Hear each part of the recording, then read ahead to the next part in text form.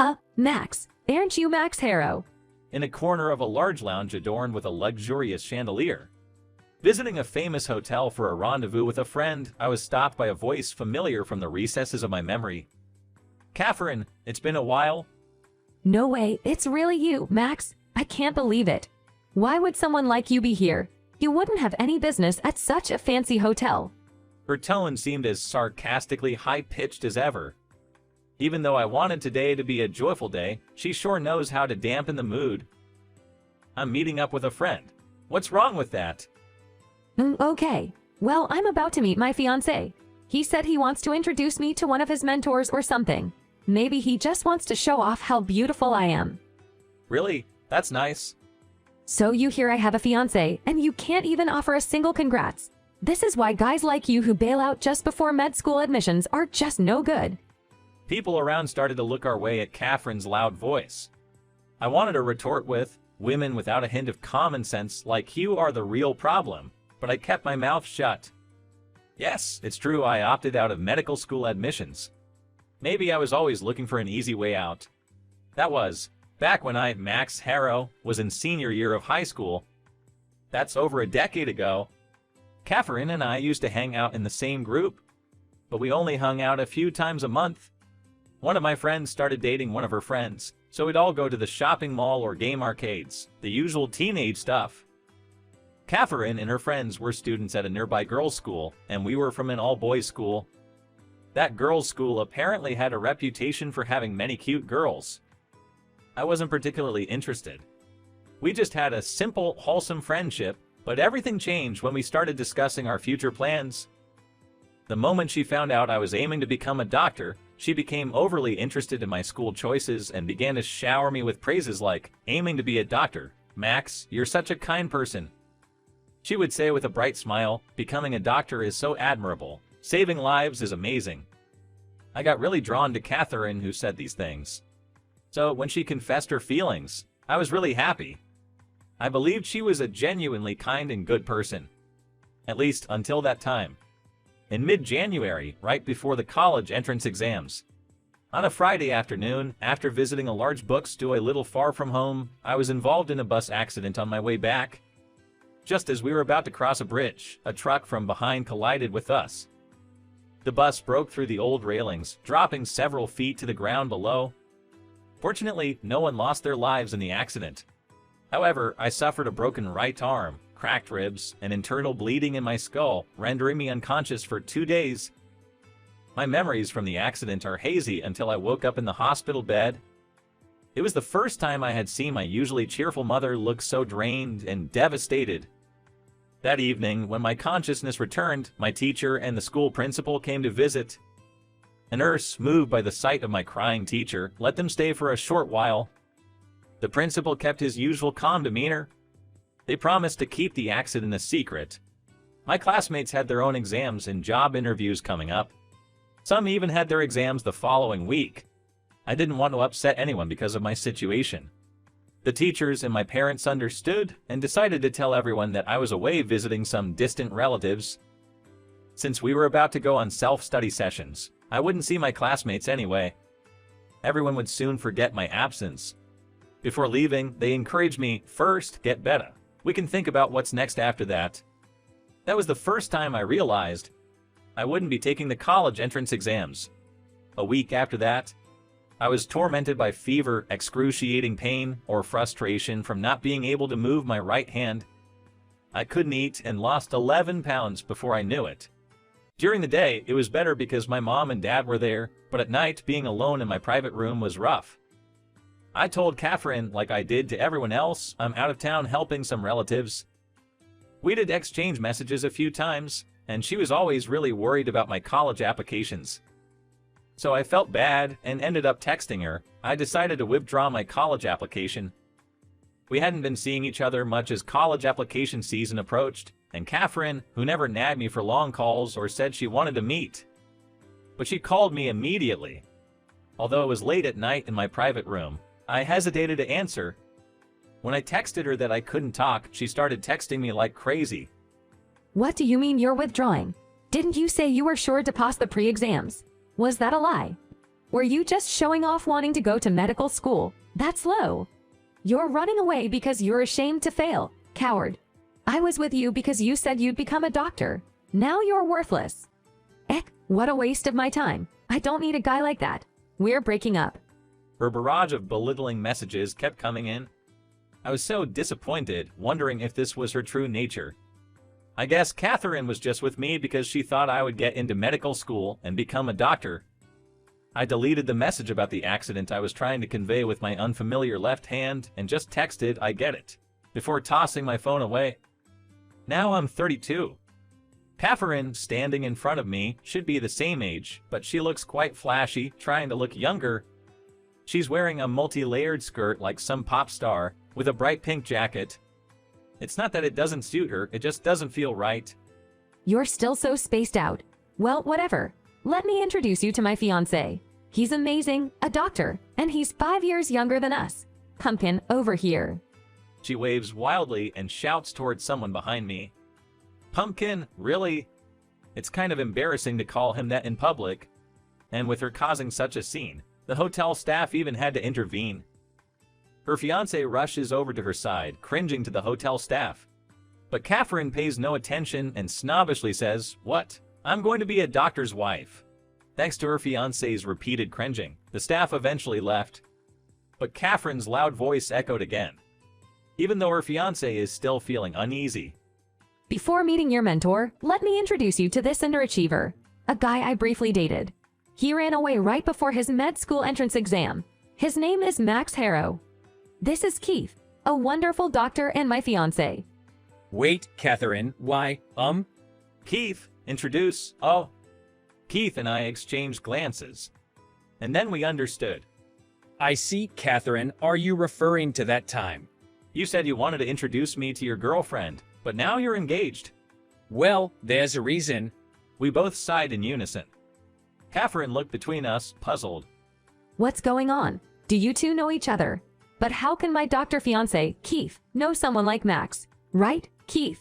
You better explain. Well, about that, let's just say our engagement is off. What? Why so suddenly? The mentor I wanted to introduce to you is him, Max. Thanks to Max, I am now a doctor. He's my mentor, my friend, and the one who saved my life. What do you mean, mentor? Aren't mentors usually school teachers? And what's this about breaking off our engagement? I won't allow it. Seeing Catherine's attitude, Keith sighed again. Some hotel staff were watching from a distance. You and your mom were the ones excited about the engagement, but I thought I'd consider it, which is why I wanted you to meet Max today. I thought Max, whom I trust, would give me an honest opinion. Opinion on what? You'd probably talk about marriage all day today. I wanted to know what Max would think of you. Catherine turned her gaze sharply towards me, perhaps hoping I'd say something in her favor. But my mind was already made up. Well, even if we forget the past, just seeing the attitude earlier, I can confidently say, you shouldn't marry someone like that. Right, I feel the same. That's why I've called off our engagement. Or rather, please, let's break up. What the hell, Max? You must be jealous that Keith gets to marry such a wonderful woman like me. How deceitful of you, trying to steal our happiness. No, women who act all high and mighty saying, "I'll become a doctor's wife," are generally off-putting. Catherine was lost for words. Perhaps she felt assured of marriage since she was introduced by a respected mentor, which made her true nature come out. Keith, who was beside her, also said with his head down, "I thought it was strange that she was rushing our marriage, but I didn't expect her to have such a terrible personality."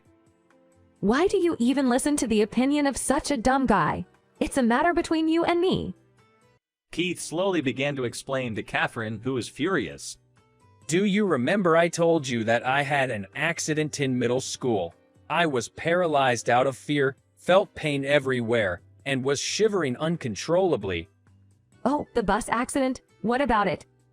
I mentioned earlier that he's the one who saved my life. Max was the one who held my hand and kept encouraging me during that time.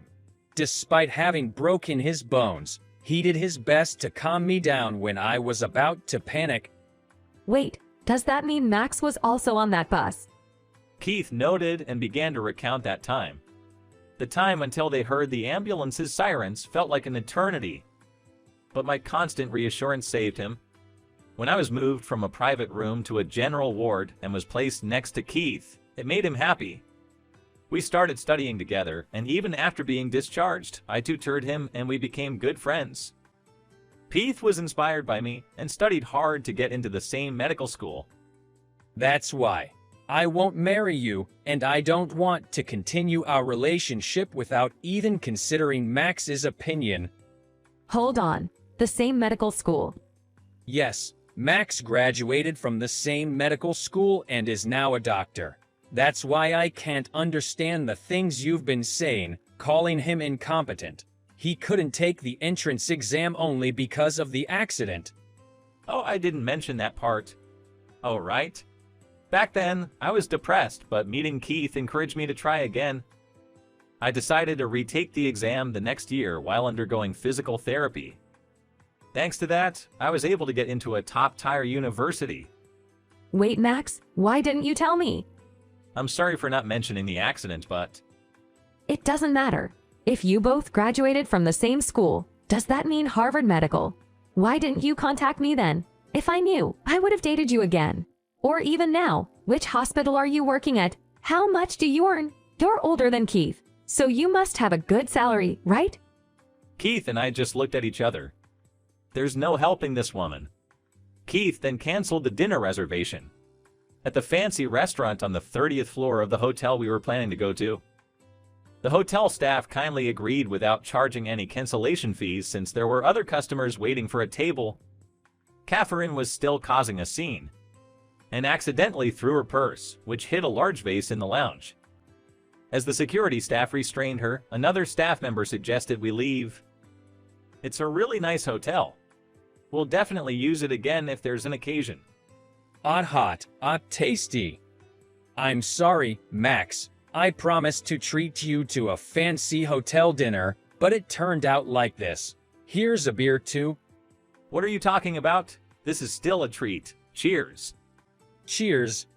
After walking a while from the hotel, Keith and I sat on a park bench munching on convenience store sandwiches. While we thought about grabbing a drink somewhere, the lights of the convenience store attracted us. Sandwiches, beer, soup. We have everything. If this isn't a treat, then what is? I remember when we were hospitalized, we would sneak down to the cafeteria and get scolded. Exactly. I was in a wheelchair because of my broken leg and you'd push me around. And you'd open the bag of chips for me. We enjoyed reminiscing about the old days.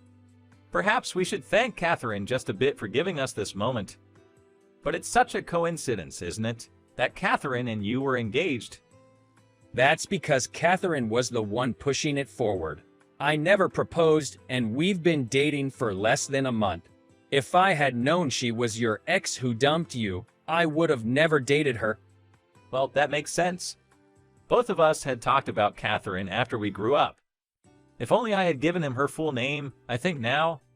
Then we chatted about our jobs and Keith's soccer team. Time flew by, but we never ran out of things to talk about. Sipping on our post-dinner canned coffee, Keith suddenly murmured, You know, I still dream about that time. It's dark and cold, feels like I'm falling endlessly. But you always reach out and pull me back. I want to be someone who can support their patients like that. I owe becoming a doctor to you for always being there and helping me study. That's how I always feel. Keith may say that, but in that moment, it was really him who pulled me back to reality. After failing my college entrance exam, my dominant arm not working as I wanted, and being dumped by my girlfriend, I think that was the first time I truly felt despair. There were nights I wished I'd never woken up. But when they moved me to the bed next to Keith, he, with his leg in a cast, lit up with joy. It's my big bro from that time. Thank you. Thank you for always being there for me. Though many tried, no one could come to my bedside, but apparently Keith had been worried about me ever since I passed out when the ambulance arrived.